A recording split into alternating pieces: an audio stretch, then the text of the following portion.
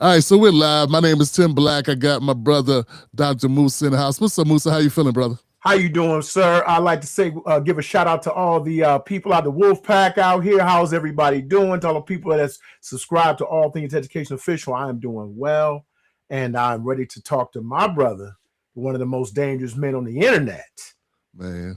Tim Black. And I can't call it All Things Official, man. All Things Education Official on YouTube. All Things Education Official on YouTube. Dr. Musa, my brother, here to keep me balanced and make sure I'm using, the correct framework as we build upon this thing called education as we get to the masses. Brother. Yes, sir. You told me you had some stuff that you wanted to discuss tonight, man. What's up? Yeah, okay. So I'm going to let you take the lead on some of it because I know you've been already covering it.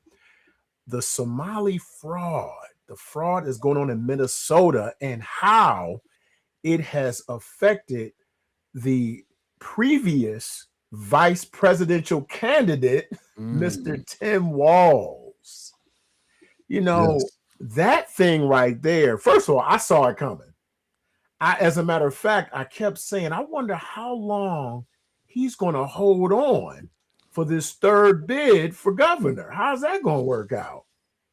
And I said, he's going to have to step down. I said, well, let me just see how long it takes. Wow. We saw how long it took. Wow. Alongside that, Ilhan Omar. What's going on? I've been doing a lot of the research on her third husband's company. How was it 2021? They were worth like $1,000. And how much are they worth now? Brother, I think it's like 30 million.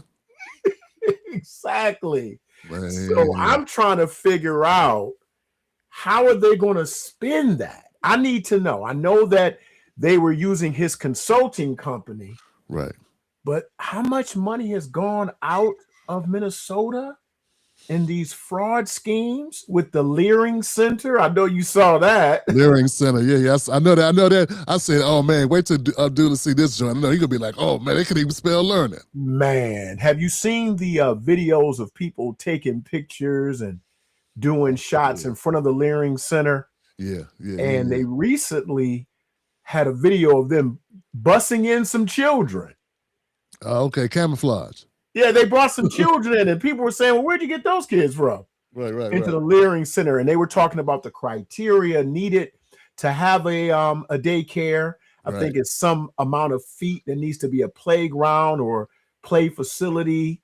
And there was nowhere around. And they had multiple learning centers or daycares in this one space. And I just need to know, for all the people who have had an issue with foundational Black Americans and have utilized the concept of flat blackness to rope us all in.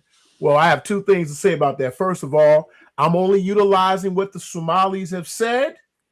They're not Black, they're Somali. I want to put that out there for you. Secondly, I like to say that with this whole delineation thing that foundational Black Americans are doing, which is not being anti-immigrant or anti-diaspora, but we are Americans, and we are claiming our distinct lineage, our ethnic group, and we're saying, hey, those are issues that are of other communities. And now we're starting to see a delineation in the mainstream media. I've seen that. Yeah. You're seeing them identify the ethnic groups of people who are now being caught up in nefarious acts, being caught up in crimes. And I just I can't wait for 1 year to pass. And the reason why is because I want to see what the numbers look like for crime stats. I want to see what those crime stat numbers look like, because if they're delineating in the mainstream media and they're placing a lot of the blame for some of these crimes in specific communities, that means they're going to have to disaggregate the data. Wow. They're going to have to. They can no longer say Black people did this, white people did that, Asian people did that. You can't do that anymore. You're going to have to be specific, and there has been it's going to be this distinct push to put delineation markers on census information. What do you think about that? I think that's interesting, brother. I hadn't even considered them breaking down and separating it out as far as crime statistics and other valuable data. That's important. That's an important element of it. I could see where that could be very much cleared away for us to kind of get a better picture of what's happening in our communities.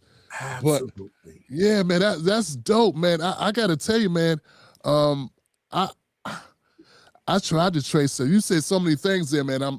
It's so many great points, man. Let me go back to Ilhan Omar, man. I gotta admit, man, I wanted to cover this, right? Yeah. And then when I went to a number of my knowledge sources, because I use a lot of these large language models to do research, right? I still Google, right? But I also go to like at least 2. And they were telling me how a lot of this money for her husband's companies were hidden in this company and it wasn't connected to her. So that was like the first thing. Yeah. Then I saw where they said, well, he's not really liquid. He don't really, it's not really, it's like a valuation amount, right? So the company's valued at $30 million, but they only had $30 million. Okay. I got you. But then they say, but one more part. He also said that he's not the only owner in the company. It's like multiple people that own parts of the company. So it's still not all his. But my thing is, man, now I'm seeing people cover it. And I don't know if they're finding some new information or what they're finding, but now they're coming up with different conclusions. So I'm like a little flat-footed because I'm like, damn, man, I was going to cover this, but I didn't want to put out any misinformation. And now people are kind of going ahead. I'm like, are they finding new information or are they going on the old information? They just see that big number and are they kind of tying it into Ilhan? I'm not saying I know her name, her being a congressperson. Right. And there are a lot of Congress people we don't know. That's another thing people need to realize. These Congress people whose names ring out, how many people in the House? I think it's what, 500? Yeah. It's a lot. So, it's a lot. Let's say that. Yeah, the people's names who ring out, fam, these are stars. Absolutely. You know what I'm saying? Like, there's a lot of black Congress people you don't even know that I don't even know that. So Ilhan Omar is a star. She's a celebrity politician. Right. So she garners she could garner a lot of fundraising. She could, using her name in certain rooms would be very helpful to any business, right? So I understand it could always be a conflict. And that goes for anybody in Congress, whether it be Jasmine Crockett, Senator Elizabeth Warren, whether, any person whose name rings out that's in the media like that politically. Man, I always think those people are on the verge of, if they're not crooked now, they will be crooked. And if they aren't, and if you ain't found it, you haven't found it yet, you will find it if you keep looking. Because there's no way they don't get opportunities, access to money. People approach them all the time with all types of ideas just because they want their name attached to it. You get what I'm saying? Yeah. So I don't know, when you said you heard about the money, and Ilhan Omar's husband, her third husband, the white guy, I think his name Tim. Let me see. Tim Minette. That's his last name. Tim Minette. Man, I tell you, brother. Yeah, it's funny because Tim Walls and Tim Minette. I'm like, all the Tims over there in Minnesota doing some damage, brother. That's what I'm saying, man. I'm glad I'm in Maryland. It's top of the end, but it ain't the same thing. No, not at all. They said that the assets jumped from $1,000 in 2023 to it's estimated 5 to 25 million by the end of 2024. I need to know what are you doing? What are they doing? That can jump your net worth, your assets, from 5 to 25 million from $1,000. I need to know this program. But I have a question, Tim. You always hear a lot of the people that are in Congress or in government who we know are rich. They love to talk about taxing the rich and the elites, what dollar amount must you cross? What threshold must you cross to become an elite? I need to know, because if you're a millionaire, does that make you an elite?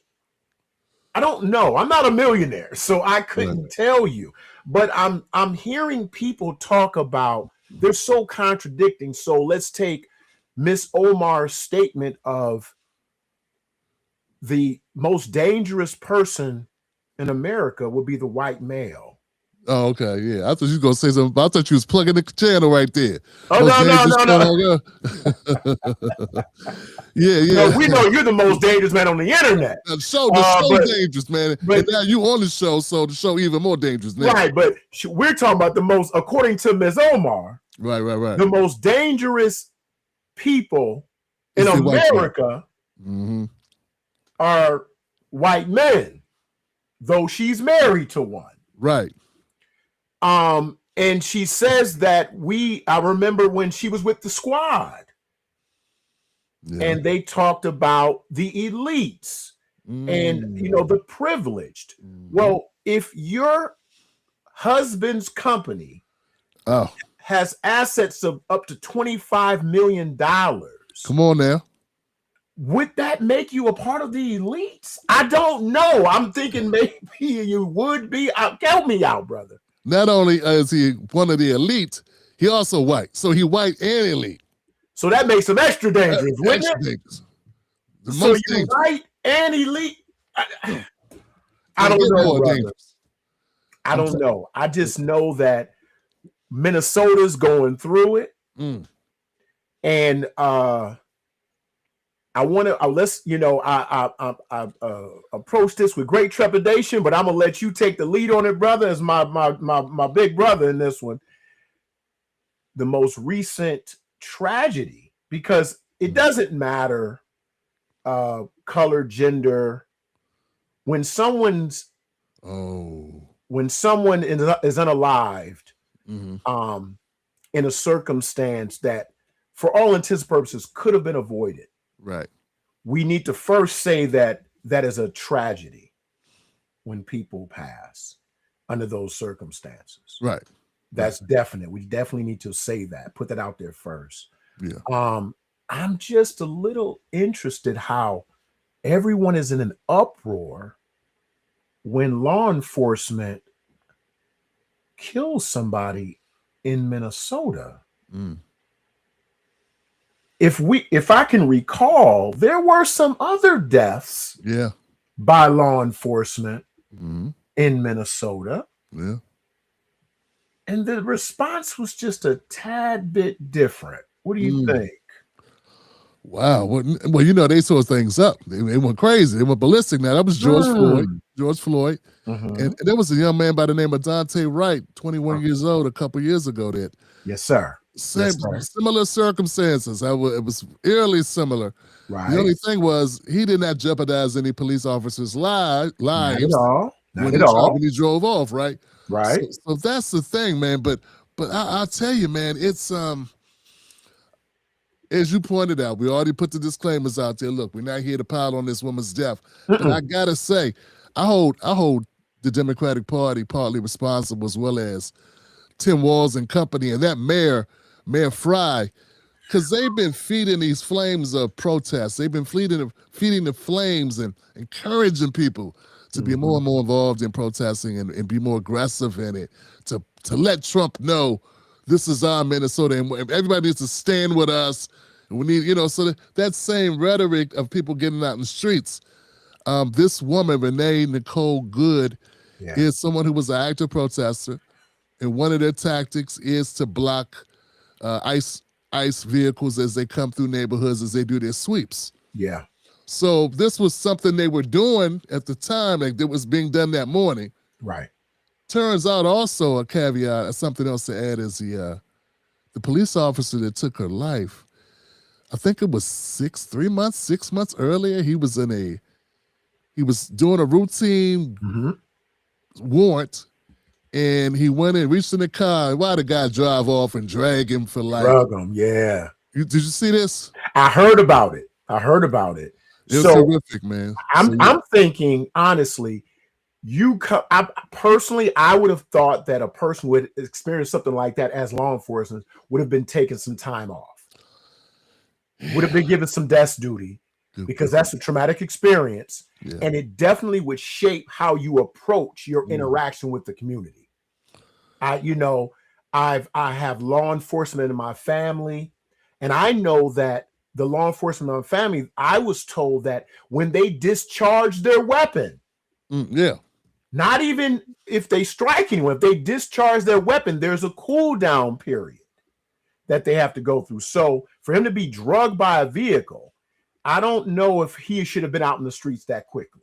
Yeah. That's just a thought. But I would be remiss if I do not say the name of our brother who was also killed in Minnesota, our dear brother, Philando Castile. Oh, wow. Yeah, that was Minnesota. Wow. Yes, it was. Wow. We cannot forget his circumstances. Oh, man. And how we didn't see this level of outrage, but I don't know. I'm trying to think. You know what? It's hard because for me, in my community, we were outraged over all three. Yeah. Right. But nationally, God, maybe, you know what, the Philando Castile story, of course, the George Floyd story. Right. And they got a lot of publicity. Yeah, absolutely. Yeah. I think, but Philando it's one of the only stories that even the white nationalists will weigh in and say, hey, this is one that y'all right. You're right. Yeah. I think even Candace Owens had to give it up for Philando because, I mean, he had this paperwork. He was legit. He even told the guy, hey, I got a gun in here. Cop still shot him. So, that's and was acquitted. Let's not forget that part. That's right. He was acquitted of manslaughter. Yeah, and not only was he acquitted of manslaughter, they wouldn't even give him the charge of discharging his weapon recklessly. Damn. He wasn't even convicted of that. That's horrible, brother. And my issue with it all is, once again, and I don't care what anyone says, it's in your face, the distinct divide of the nation and how the nation feels about Black death versus other deaths, particularly white death. Wow. And I would say death by the hands of law enforcement of any agency, wanton death is punishable. But I don't see that level of outrage when we are on the chopping block, when we're unalive. Yeah. That's my issue. And I when I'm watching the reels of the mayor, he's just in outrage. He's in an uproar. He can't understand. And I'm looking at the X timelines and the Threads timelines and Facebook timelines, and people were just really in an uproar. And I'm like, I understand people were in an uproar, but I can't help but to notice the demographics of the individuals who are in an uproar for this death versus the demographics of individuals who are in an uproar under Castile. Yeah, you know what, man? I don't know, man. If you think we possibly made some movement in the nation as far as being sensitive to the deaths of Black people when they become public anyway. When they become public. As long as it stays under the radar, I think nothing's changed. Yeah. But, for instance, the officer that shot and killed Deontay Wright, she was convicted of manslaughter now. She only did a year and a half. A year and a half. Then she went on probation. I didn't even realize she was on probation. I didn't either until you just told me. Yeah. She's on probation now, and I don't even know when she made probation. It was very quiet, I imagine, when she got out. You know what I'm saying? When they actually let her out on probation. But yeah, of course, brother, I agree with you on that. It's we don't get the same treatment. But that's the thing, and that's why I wanted to title this. Can we put it together as this whole world ended as far as America as we know it? I mean, I shot a white woman in the face 3 times, brother. I'm just saying that that's not what they usually do. That is not what they do. Can I be very honest with you, brother? Please do. I think that the extremes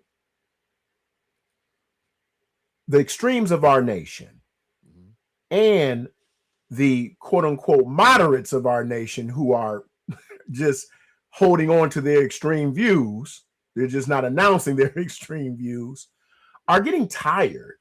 There's so many things going on that we could talk about, but I believe they're saying, you know what? We're sick of this. It's time for you. Everybody needs to pick a side. And if you're not picking the right side, we're going to do something about you. But I want to lean into a point. And you said it best. You said you want to lay this at the feet of the Democrats. And I'm with you 100%. Because if I can recall, and crucify me if you like, but you're going to have a hard time getting the nails out. Why is it that when Obama, the first biracial president of the United States of America, was labeled the deporter in chief, we didn't have all this outrage? Where were the Democrats then? Because now it's a travesty of justice that ICE is out there and that they're making moves and they're sending people to their homelands. But when Obama was doing it, what was the rationale? Maybe you can give me some insight on that. Maybe I missed it. Well, as far as most of the Democratic Party, they're going to play team ball anyway. Right. So that's the first thing. It's a very tribal thing, and it's politics. Right. So pretty much anything that the Democratic president does, they're going to go along with it. And, of course, if you speak against it, you get blackballed. So there's an element of that. There's also, as I look into it, there are also some differences in the way that Trump is operating. Mm-hmm. Trump wants the news coverage. He wants it to be very public what he's doing. He ran on doing this. He's a showman. So, plus the media is going to lean into what he's doing. So they're going to amplify these issues. Right. With Obama, it was the opposite. He did most of his rescinds at the border. Mm-hmm. And those got counted because they were turned away. Right. He didn't do very much of the interior deportations. Right. But he deported a lot of people, but they counted as deportations, but they were really like sendbacks. Okay. But just the media coverage alone, like, if a tree falls in the forest, if no one's there to hear it, did it really fall type of thing? Yeah, did it really fall? Did it really happen? Yeah, now, don't get it twisted, back in that time, back in his, towards the end of his first term, I remember people contacting my show, activist organizations, letting me know we need to, come out harder against Obama. This is like, I just started. I had a little show called Blog Talk Radio Show. Okay, with the green screen. With the green screen, bad brother. And it had that bad phone line connection. You know what I'm saying? Right. But people, I remember people calling up, livid. My brother, we have to stand in solidarity. What Obama doing is wrong. He did that portrait, and they were cussing and frantic. And I was like, wow, these brothers are really, it was lit. So it was suppressed.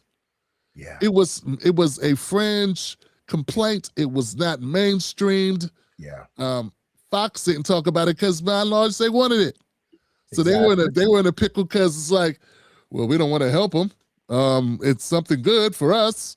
We want deportations, but right. But we don't want to give them credit for it. So we just won't say anything. Right. Even when he was doing what they wanted him to do, they didn't want to give him credit for it. But yeah, you're absolutely right, fam. It's the two wings of the same bird. It's the uniparty. It's all those things, fam. They both are complicit. The only problem they got with the way Trump is doing it is that he's being too effective. He's running up the board. He's running up the numbers. Yeah. He's looking good while doing it. And I noticed that even though this is something he ran on, Democrats don't want to count it as successful, but it is very successful. Exactly. The border is closed for business. It's closed for business. And you know what people people aren't even saying this, but I say it every day and every chance I get. This is only year one. We got 3 more years. That brother's, man. Listen, by the time he gets out of here, people will be afraid to come to the United States. I think that's going to be a case. That helps a lot with shutting down the border. I mean, because absolutely. And I touched on this, and I try to tell my people, I say, look, I support closing the border. I support having an immigration system that favors Black Americans. Absolutely. So that's beyond being said. But I said, but you know what?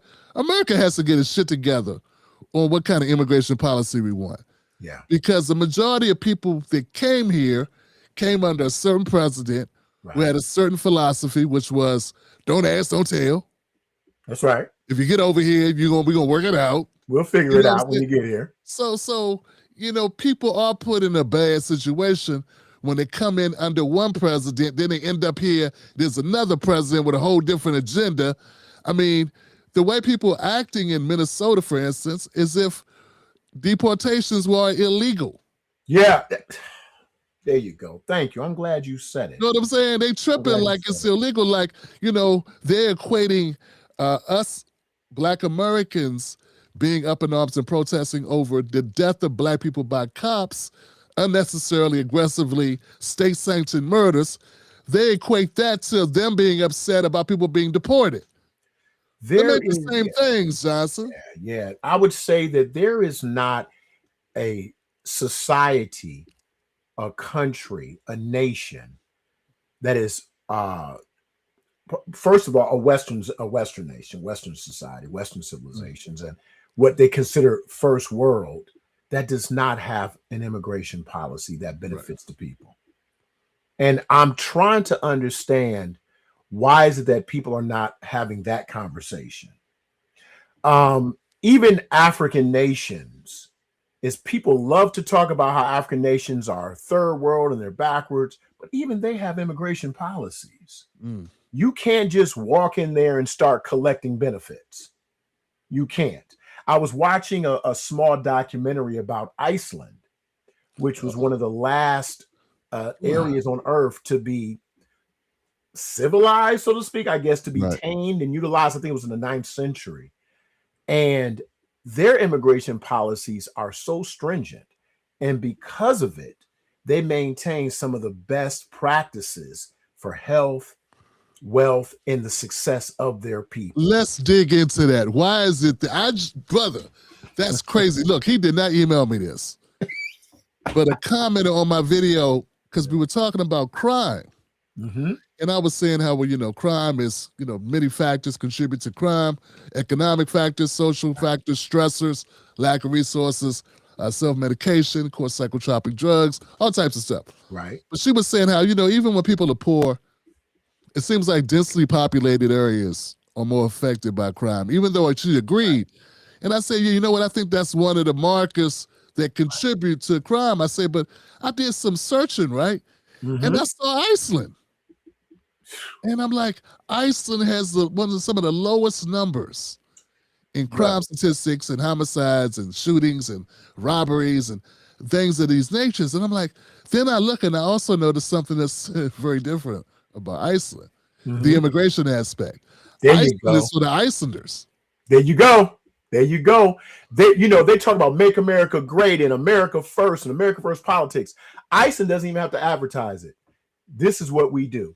I'm looking at the data right here.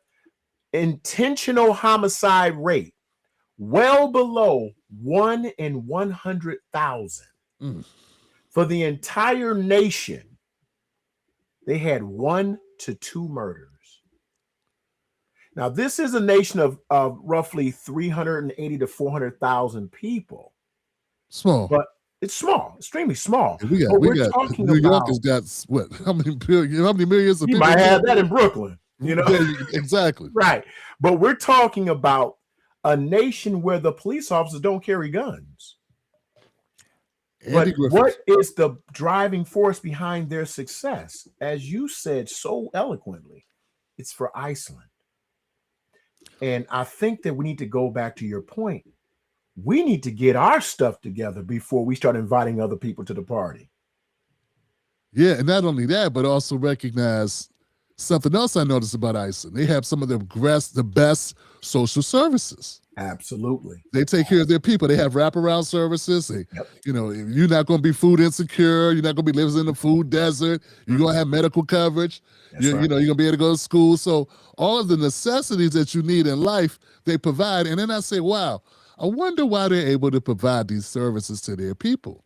Yeah. Then we go back to that immigration thing. There you go. Because it's only Icelanders. And when I say Icelanders, I mean white. Of course you do. Of course you do. You mean white. So I said, Sam, you know what? When you have a country where no one's going, hey, why are these freeloaders getting health care? We can't put these freeloaders, these welfare queens on the dole. We can't be hooking them up. They got to go out there work. So part of America's thing, brother, and you know this is for, just part of America's issue is that it doesn't want to give those benefits to people that aren't white. It doesn't end, but because and I listened to this young lady. I'm so upset that I don't remember her TikTok handle. She gives a lot of political commentary, and she speaks often about the reasons why America does not have some of the things that it should richly have: free healthcare, free education, beautiful wraparound services, is because of the fear that Black people might get it. Exactly. And that blows my mind, because if it were not for systemic anti-Black racism, specifically in America, we would probably have flying cars by now. And I've always said that. I said that has been one of our biggest stagnation points. We are, as a nation, we are so wrapped up in not giving foundational Black Americans in particular, any of the benefits that this country could very well provide. On top of the fact that we're in a staunchly capitalistic nation, and capitalism at its core is predatory, right? We know this. We got to be honest about it, but because we're in an anti-Black space, we won't allow everyone to get this free health care. But what blows my mind is that when people come over here, and came over here, as you said, under certain presidents, they got universal health care. They got free education. You gave to immigrants which you wouldn't give to your citizens. Yeah, but you know what is part of the hustle, right? So part of it is sort of like when we bomb countries and then we go back and then we got to do the nation building thing. We got to go back and repair what we bombed. That's right. So they hire their friends who have contract companies. That's right. To go in and do the work. And so, who's getting paid on the back end of that work. America will give money to non-whites, but only if it benefits them financially. People complain about my stances on immigration, but they should recognize the fact that America's not ambivalent. I mean, it's not a benevolent, philanthropic organization. That's not what we're up to. That's not our get down, fam. There's something in it for us. And Trump is being very, back to tie it all in, Trump's being very transparent and open, saying, hey, we want the oil. He's very clear. We try to get, we look, we hope Venezuelans be all right after we do this. They should no longer be starving and eating out of garbage cans. Maybe the inflation won't be at 270% when we're done. Now, people say that's only because of the sanctions, but their inflation was already high before America put the sanctions on them. Sanctions only hurt the citizens. It does not hurt the elite, the rich. But let's be clear, because some people would say, Tim, you got to remember, the sanctions did it. Nah, it was already jacked up. But the point is, we will, in that case, we will bring in, like we do with the migrants now. It's not that they love migrants, even though they're not white. It's that they can make money off of them. So they see them as dollar signs. Absolutely. It's a way to pay back. But I wanted to jump back to one thing you said, because but it's just crazy, because then you went to something that made it even more solid. When we're talking about Nicole, we're talking about this young woman who died, Nicole Good. Yeah. Renee Nicole Good. She's got 3 names. Renee Nicole Good. Renee Nicole. You said how people weren't up. People were. The right was not upset. The right is like, hey, this is what happens when you FAFO. But the thing is, what if that would have been a black shooter? See, I was considering it maybe the fact that it was a white cop who they identified with an ICE patrol doing the job they like. They had no problems with a white woman getting shot in the face 3 times. Yeah. Remember, I think it was a Somali brother who shot a sister who came to the door all rude a few years ago. Was that in Minnesota as well? Brother, I think it was. I think it was Somali. His name Noor Muhammad? Brother. His name was Noor Muhammad, correct? That's it. I got to make sure. I like to make sure because I know that the people who tune in to Tim Black, they were getting those comments and correct us quick, fast, in a hurry. They will, brother. They will. And I just know that didn't he was convicted. He was convicted, brother. He sat in jail. Now, I think they were trying to do something. He was appealing and think they were looking at something. I don't know if he got out. But that was like 6-7 years ago. I mean, he'd been in jail for a long time. Yes, he has. That woman came to the car. And it was something. There was a call. She decided to come out her house, and she startled them when she walked up. It's pitch dark. They're in an alley, and she like banged on the window or something. Something. He said he was startled. He shot across his partner outside of the window into her face. And she was no disrespect, she was a white woman. She was from Australia. There you go. And that's just sort of like the Ukraine woman on the Metro who got stabbed in the neck. One of the original whites, one of the glacial. Yes, and I inverted the name. I apologize to the listeners. His name was Muhammad, not Noor Muhammad. It was Muhammad Noor. That's it. And guess where it was, good brother? Twin Cities. Minneapolis, Minnesota. Bam. Justine DeMond, 2017. I just had to make sure I got it right. I didn't want to mess that up. And he was convicted of 3rd-degree manslaughter in 2019. Very difficult to get done. Family, people don't understand. A cop being convicted of manslaughter and actually going to jail, that's like getting eaten by a polar bear. It can happen, but how often does it? That's right. You're absolutely correct. It's a very rare thing. People don't realize how rare it is. Because when you factor in how many stops cops make, how many times cops actually use force, how many times people are killed by cops, then cops that are charged, then cops who actually get convicted, then those cops that actually do time.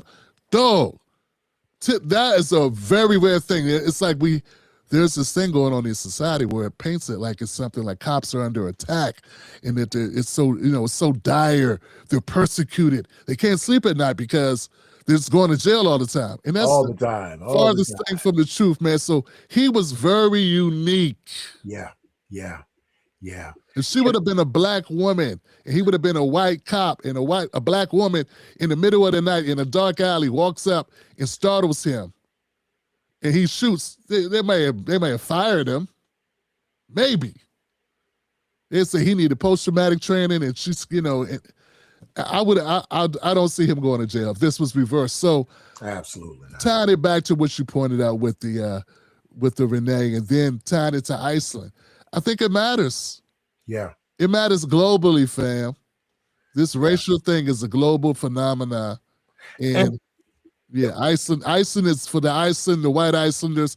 You don't even have to say white because that's what it is. That's what it is. It's Iceland. And they take care of their people because there is no animosity to who gets the services. Therefore, you don't need those. You don't have crime because everybody's living indoors. They don't have homeless people. We live in a nation where, and this is a great nation. I mean, we got to be honest about it. It's a great nation, has a lot of flaws, but we those things can be worked out, provided people actually want to work them out. And that's the problem. People don't want to work it out because if you work out the kinks, people are going to stop being rich. That's the bottom line. There are going to be some people, their net value, their net worth is going to fall significantly if you start working out the kinks. There's going to be some equity there. There's going to be an actual meritocracy that really exists because it doesn't exist. It's just it's idealistic at this point. I think that we need to always remember that most crime is tied to poverty. Most crime is tied to poverty. When you talk about blue collar crime in particular, violent crime is tied to impoverished areas. And I was listening to a lecturer speak about his conversations with what they call middle Americans. And what's that code for? The whites. Whites. Right. And they were talking about how the welfare state and how America is so busy taking care of people that aren't truly American. And we know what that means, that they're not white. And the question was asked, well, where do you live? And, I live in the Midwest. And okay, well, do you live in a predominantly white area? Yes, I do. What's the average income? They did a breakdown. And he said, so what's the crime rate in that area? Oh, it's kind of high. He says, so wouldn't that let you know that crime is attached to poverty and lack? If it's going on in your area as well as predominantly white? There it is. And it's about time we start having that conversation. I don't know if we need to revisit the conversation of the poor, working class, Black. I mean, this conversation's been going on for a long time, brother. Right. But people aren't having it anymore because it's obvious what it is, but people don't want to admit, hey, you know what? The rich, the elite, the people that are supposed to protect us in government are just lining their pockets. Yeah, they are. And the organizations, the setups, I mean, the 501c3 hustle, the I'm trying to, all of that would end. Like, I mean, people have organizations where they say they're helping the world, they're helping save the poor Black people, helping to save the struggling, in New York, for instance, when they brought in the migrants, that's this example. Yeah. How much money was made by these different companies and corporations that did these services.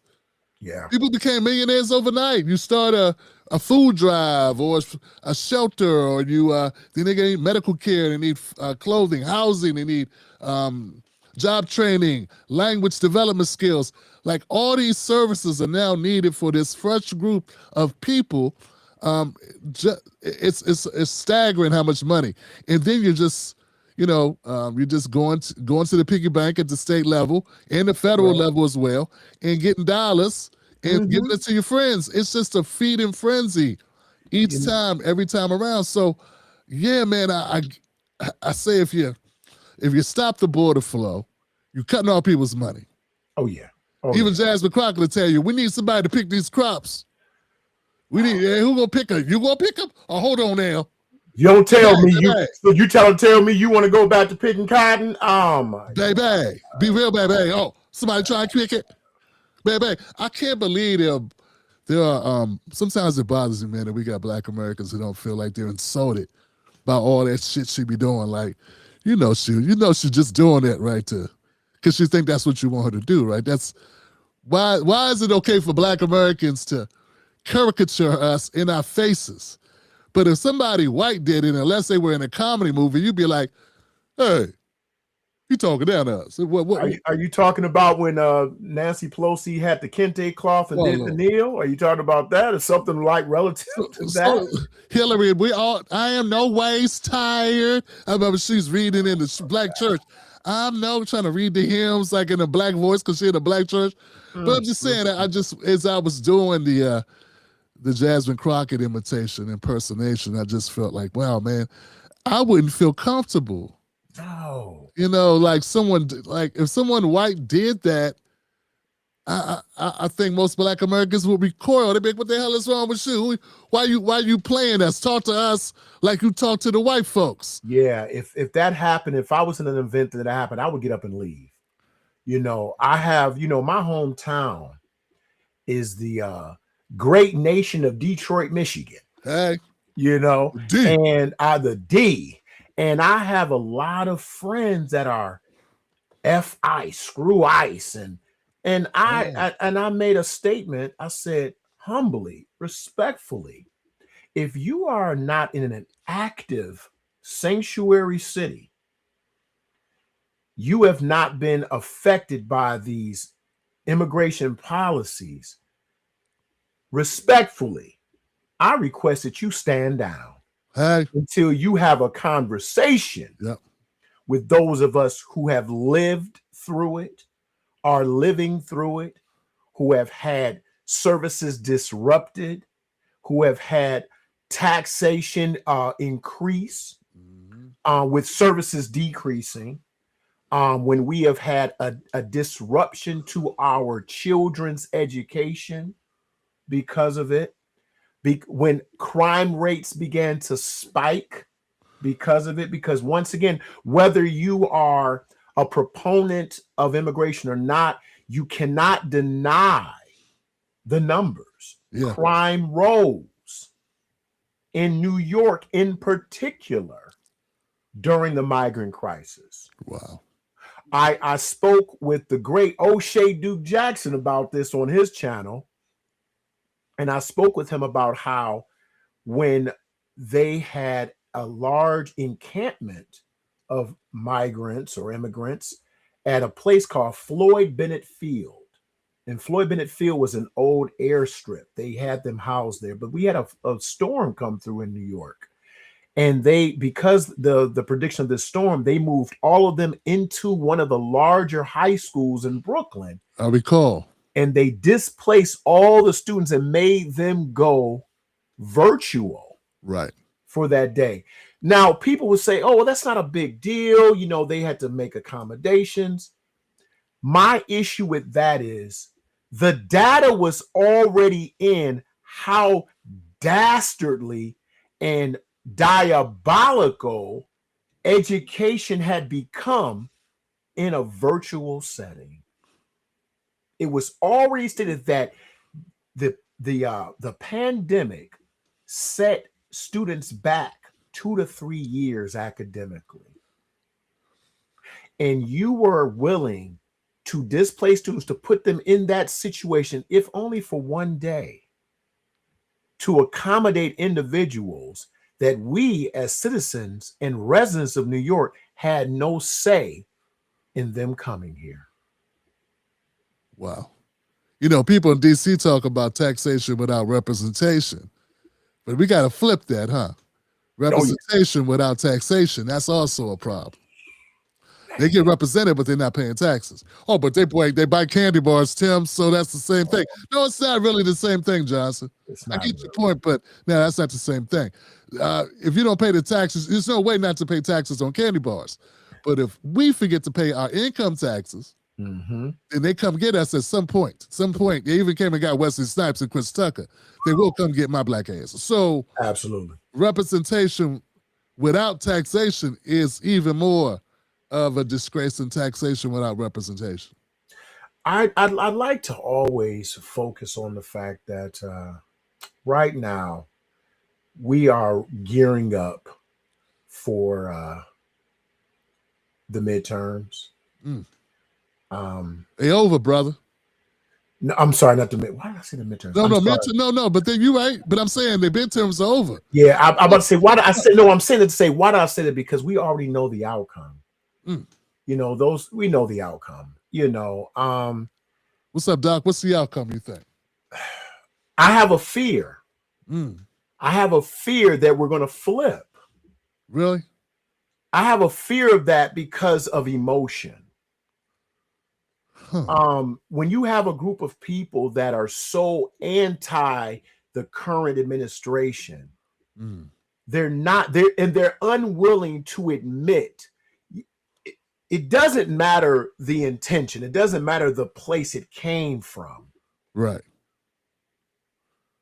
He gave you what he said he was going to give you. You know, bro, I don't know now. You know, as the word spreads, I think what Trump just did with the Venezuela, right.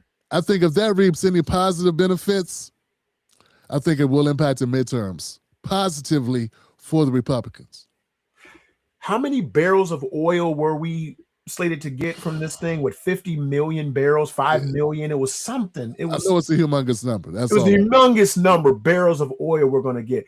Not considering, and that's another thing too. I think that one of the things that America does a wonderful job of doing to its citizens is keeping us in a deficit mindset. I learned about maybe 20 years ago the levels of reserves that we have of oil. How we can actually just flow effortlessly on our reserves. But because we're told we don't have enough, people that have nothing are taught to be capitalists, which is interesting. You have nothing. And one of the key components of capitalism is that you got to do better every year. If you don't do better the next year, you're considered a failure. You have CEOs who lose their positions because they didn't do as well as they did last year or better. That's true. That's true. So I can make you $50 million or $50 billion. But if I only make 50 billion next year, I didn't do well. Well, you know why that is. Tell me. Because they gotta, the investors want to see a return every year. So they don't care if they're making, 20,000 or 30,000 or 100,000. They want to see that number go up every year. Sort of like why Netflix raises prices, not because the cost of doing business went up necessarily, but because those investors want to see a return on investment year over year. And they want to report that to their shareholders meeting. So I believe that's the main driver for prices going up in many instances. You know what? You just made me think of something, brother. That's one thing I love about you. You always have me to think. And you know what I've just realized, and I'm so sorry, Wolfpack and all education students. I just realized that one of the reasons why we haven't reached a pinnacle of success that we should have reached a long time ago is because as long as you keep people in a deficit mindset, you stagnate creativity. Utilizing your Netflix analogy, the only thing Netflix really could do is just add more movies. That's what else could they do? They could to increase the value of their company. There's nothing really they can do. If you have a subscription, you have access to the feed, you have access to the films, you have access to the shows, the documentaries. That's all they do. They just keep putting out content, right? So how do you make more money? You raise the fees. And if you have created a monopoly, or if you created a system where you are the greatest in your field, right? I don't have to do anything creative now. I just raise the price and you're going to pay it. Yeah. Yeah, absolutely. Yeah. I got to agree. There are things you could do, but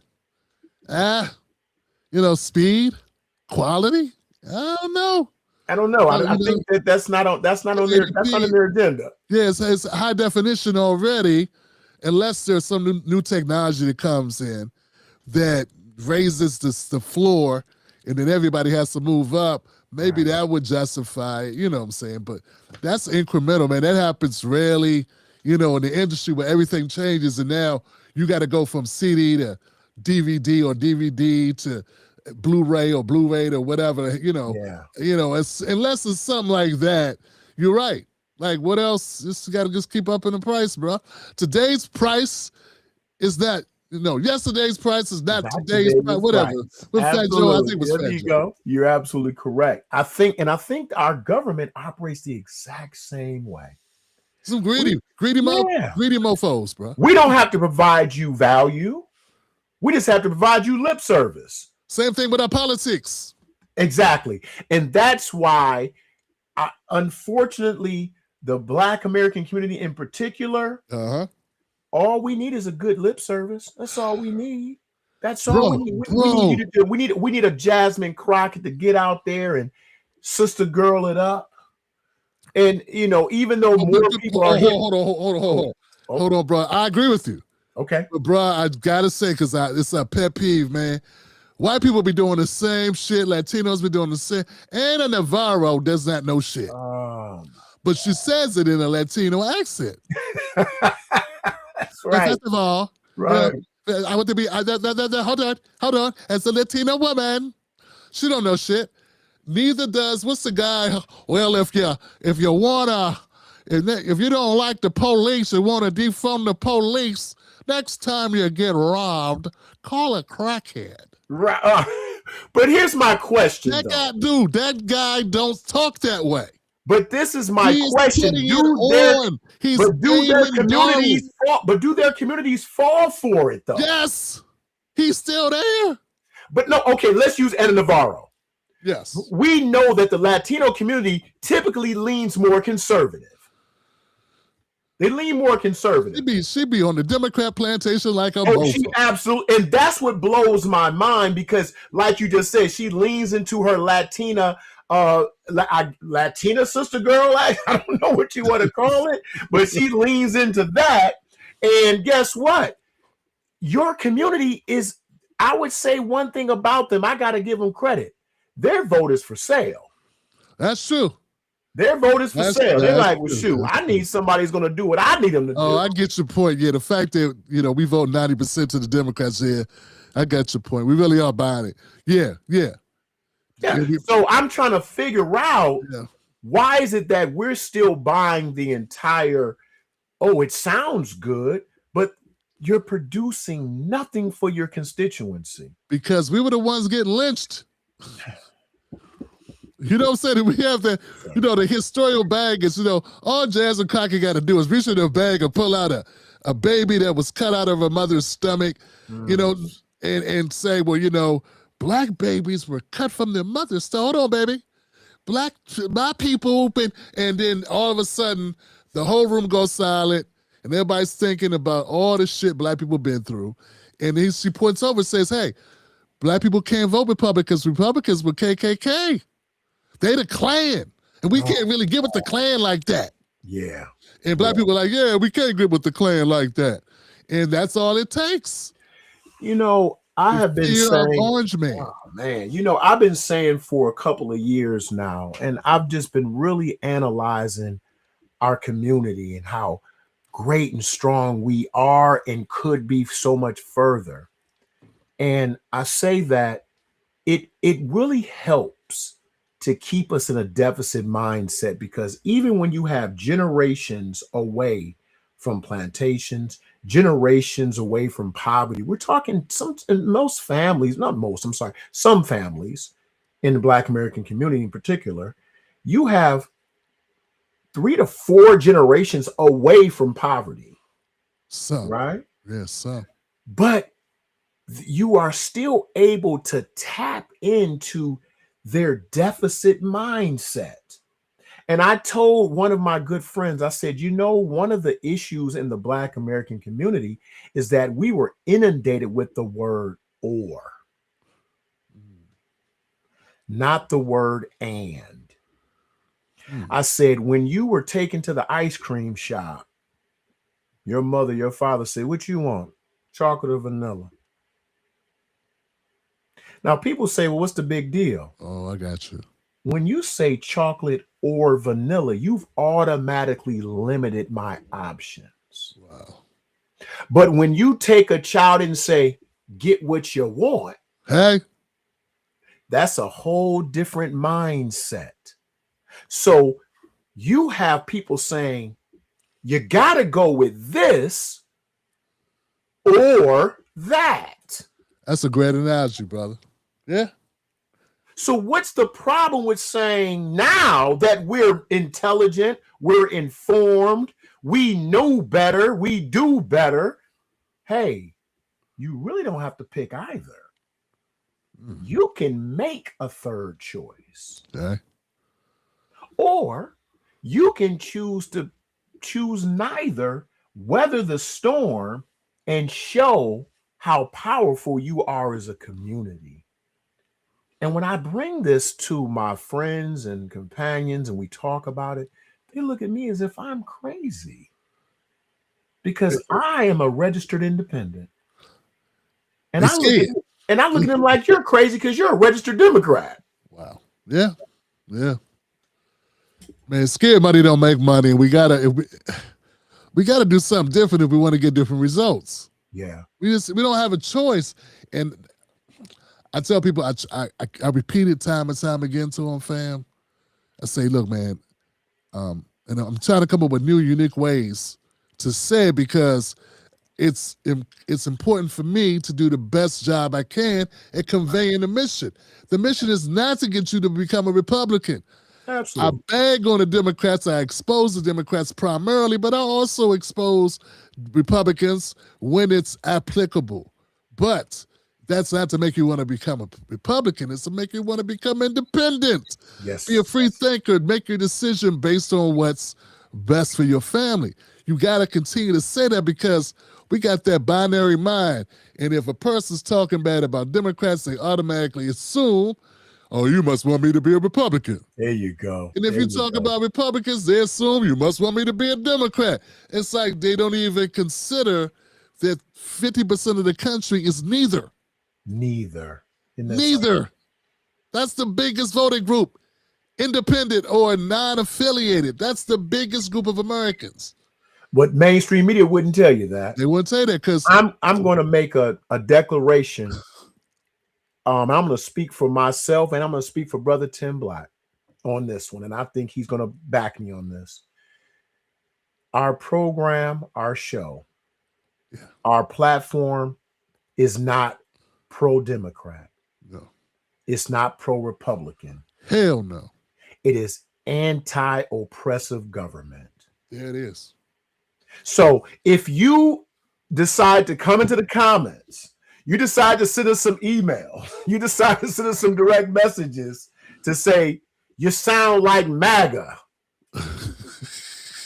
Because I'm going to get this tomorrow. I already know I'm going to get it. It's coming. I'm telling you, for the record, go ahead. We are not pro-Republican. You can't. We're not pro-Democrat. We are anti-oppressive government. Brother, they can't. People cannot. You can't tell them. It doesn't work. I try to tell them, look, I had shirts that say both parties suck on. Both parties suck. Johnson. Both parties suck, Johnson. Both parties suck. I before people were saying it, that was my shirt. That was my sign. That was one of my mottos. Right. Didn't matter. Right. You can wear the shirt. You can say it. It don't matter. Unless they catch it at that time. And then they'll say, who paying you? Oh, don't you love that one? I want to know who's writing your checks. They see your tie, Doc. They go, who paying him? Oh, yeah. You know, I've been told you look like a Republican. Now, I'm going to be honest with you. I haven't been called a coon yet. Okay, good. Yeah. I haven't been called that. It's coming. You keep talking bad about Jasmine Crockett, you will be. Oh, man. I have been. It's already been stated. Oh, we see what you're doing. You know, I've seen that enough. I've got emails. She needs you to support her. Yeah. What? Or this is the famous one. You must not like your mother because you going against a black woman. Damn. That's the one that gets me. Yeah. I said, hey, black woman, is that all black women? Sorry. And I refuse to relegate all of my sisters to one. To one. I refuse. Any particular, yeah. I refuse to relegate any group to one person.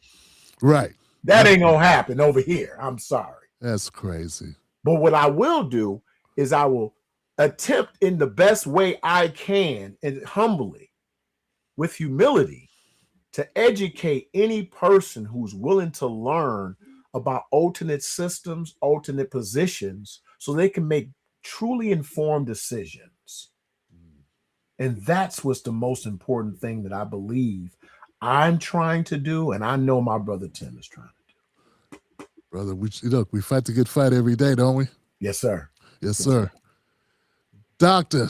Musa, man, tell folks where to go to get more of your content, where they should subscribe and cut on all notifications. Come on over to All Things Education Official At YouTube, I'm giving you educational news from a foundational Black American man's perspective. We're talking about all things that is educationally based, but we're also talking about the best way to educate not only ourselves, but the youth, for they are the future.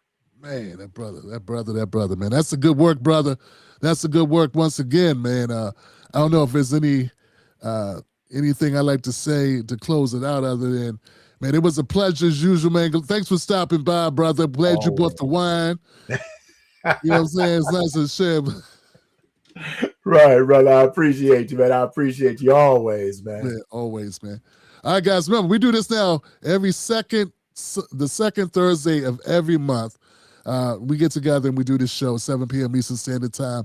Set your alarm clocks for Beyond the Talking Points with Dr. Abdullah and Tim Black, and I'll see you guys on the next one. And I guess that's it. Yes, sir. Peace and love, brothers and sisters. That's it, y'all.